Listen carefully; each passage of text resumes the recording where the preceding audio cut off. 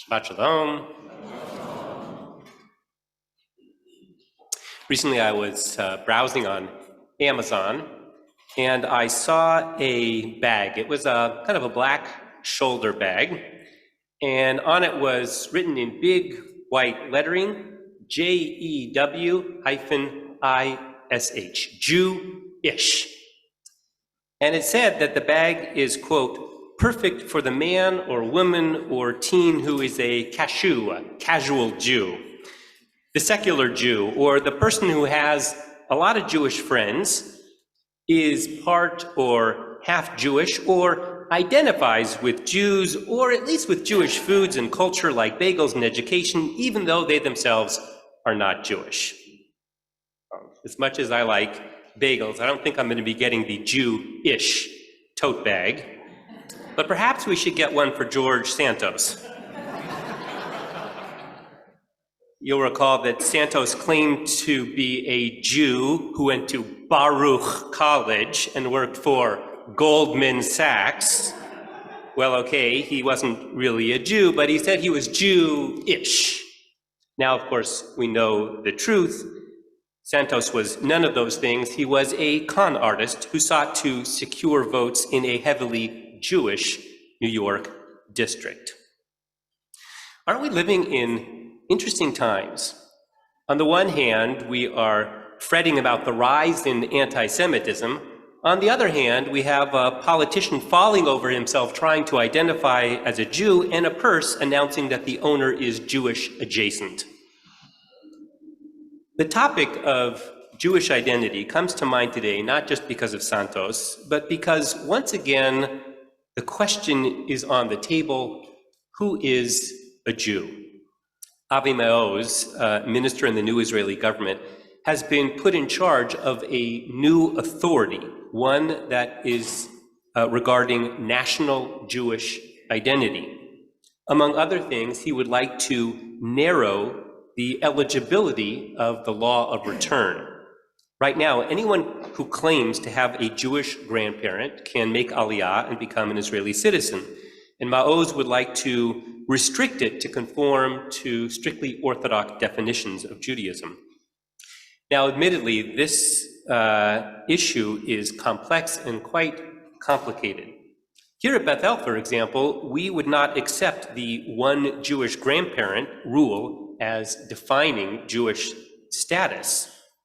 And I understand that absorbing tens of thousands of Russians into Israel, many of whom might have very little Jewish knowledge or even little Jewish identity, it can be difficult to maintain the country's Jewish character.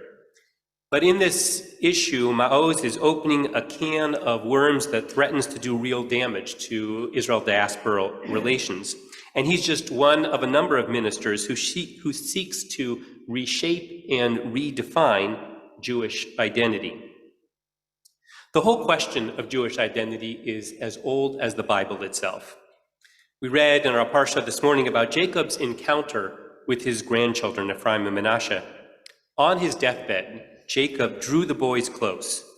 The Torah says, "And Israel saw Joseph's sons and said, 'Who are these?' Vayar Yisrael et bnei Yosef va'amar, Mi elah?" The medieval French commentator, the Fizkuni, explains the question by reminding us that Jacob was blind. He literally couldn't see who the boys were. But perhaps on a deeper level, the Torah is suggesting that Jacob could see them, but he couldn't recognize them. Like Joseph, you'll remember, who was unrecognizable to his brothers, so too Jacob saw two Egyptian kids and didn't recognize them as Jews. So what does he do? Jacob draws the boys close and proclaims, "Lihem, they shall be mine. They shall be every bit my children as my own sons." Jacob seems to be suggesting that you, Joseph, you've been gone for too long. You've strayed from the family and from the tradition. And the implication is it's up to me, Jacob, to shape these boys' Jewish identity. Here, Jacob is speaking not just about a financial bequest he plans to leave, but a spiritual legacy he hopes to bestow. Ephraim and Manasseh are not to be Jew-ish, but unapologetic, proud, knowledgeable, committed Jews. And indeed, that is why we invoke their names as we bless our sons on Friday nights. Rabbi Ethan Tucker, the Rosh Yeshiva of Hadar, a traditional egalitarian yeshiva in New York, explores the topic of Jewish identity. He explored it in a 3-part lecture a few years back. It's available online and is as fascinating as it is dense. I'll spare you the details, but just give you this high-level summary. He says that to be a Jew is to have an identity crisis.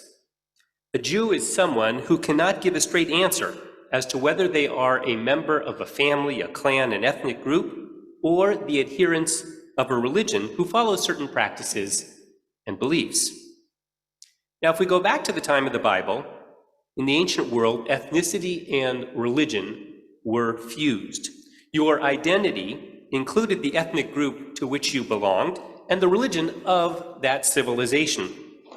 In that world, one can't really convert to a group that is not one's own ethnic background. It's true that women could be absorbed into the Israelite community, but in a patriarchal world, a non-Israelite man could no more become an Israelite than I could become Chinese. You see, membership flowed through the blood. And then along came Alexander the Great, and for the first time created a multi-ethnic civilization. People of different ethnicities lived side by side and were part of the same polity and the same culture.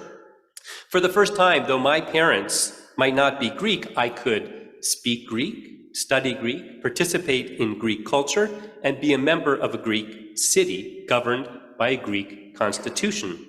In this way, Alexander separated ethnicity and religion. And this posed a question to the Jewish community with which we are still wrestling. Are we an ethnicity or a religion? Over the centuries, and in good Jewish fashion, we have answered yes. In other words, historically, Judaism has been far more complex than a simple binary, either completely Jewish or completely Gentile. That's how we have American Jews, German Jews, even Israeli Jews. In that sense, Jewish, it's not such a bad description. Not Jewish like Santos as a form of deception, or Jewish as Judaism light, but Jewish in a way that captures the multifaceted nature of Judaism and the many forces that shape our personal identities. So let's take a few examples. Perhaps you've heard something like the following: even if a Jew converts or adopts another religion, in some ways we still consider that person a Jew. In the language of the Talmud, afal pi shechata Yisrael hu. In other words, once a Jew, always a Jew, no matter if you don't practice or don't believe, or believe something that seemingly is outside the bounds of normative Judaism. Because at the end of the day, family is family is family.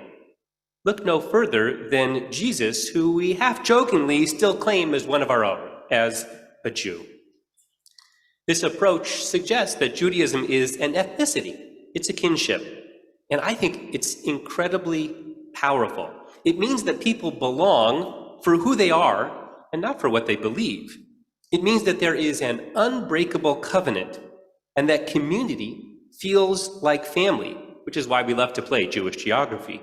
It means that I'm responsible for a Jew that I don't know and I probably will never meet halfway around the world. And yet, increasingly, we are living in a post-ethnic society. Many young Jews consider everything that I just said a form of racism. They view Jewish peoplehood, to say nothing of Zionism and endogamy, the mitzvah of marrying another Jew, they consider that racist. I wholeheartedly reject this notion. At the same time, I understand that ethnic ties alone are not enough to instill a strong, rich Jewish identity. For that reason, it is incumbent upon us to appreciate the powerful way that religion creates Jewish identity. Consider this example. In classic Jewish texts, there is a debate over the following question. Can a person who converts to Judaism say the words of the Amidah, Eloheinu v'Elohei Avotenu, our God and God of our ancestor? Can they invoke the God of Abraham as their God? Maimonides rules definitively in the affirmative, arguing that once they convert, they become not a biological, but a spiritual descendant of Abraham and Sarah. The very possibility of conversion suggests that Judaism is based not in the blood, but in belief.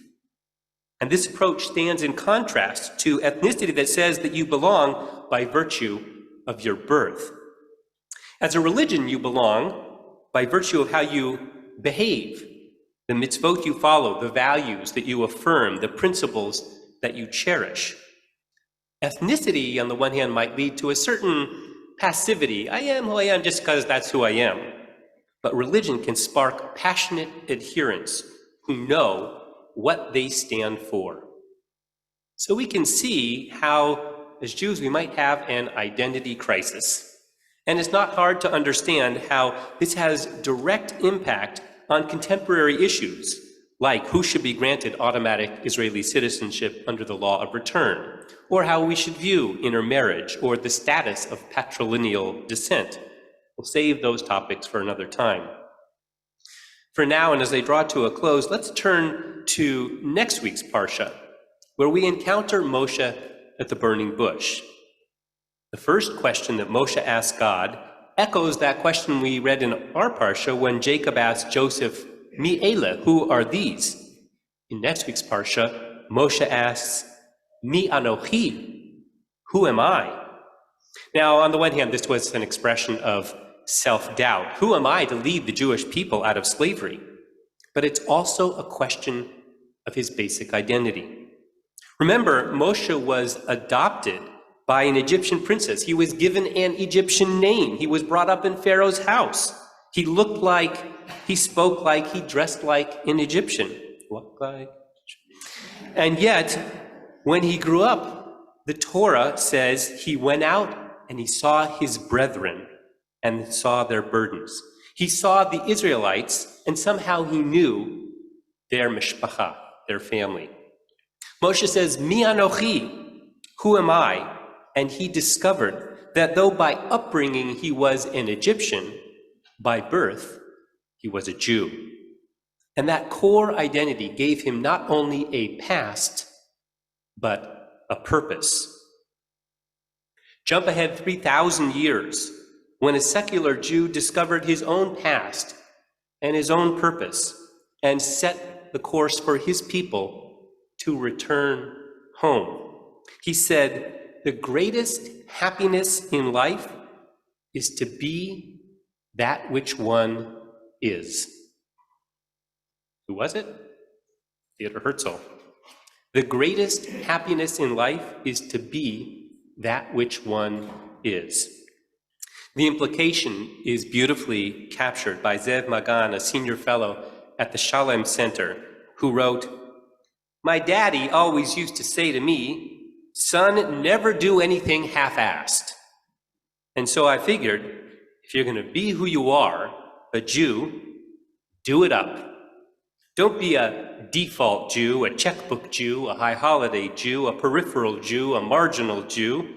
Be a bold, breathless Jew. Be a wild, wanton Jew. Be an I'm going to milk this identity for everything it's got Jew. Be a knowledgeable, thirsty, caring, daringly active, involved Jew. And so, Chavarim, I just add, don't be a Jew-ish Jew, be a Jewish Jew. Shabbat Shalom. Same to you. Let's turn back in our Sidurim, Amud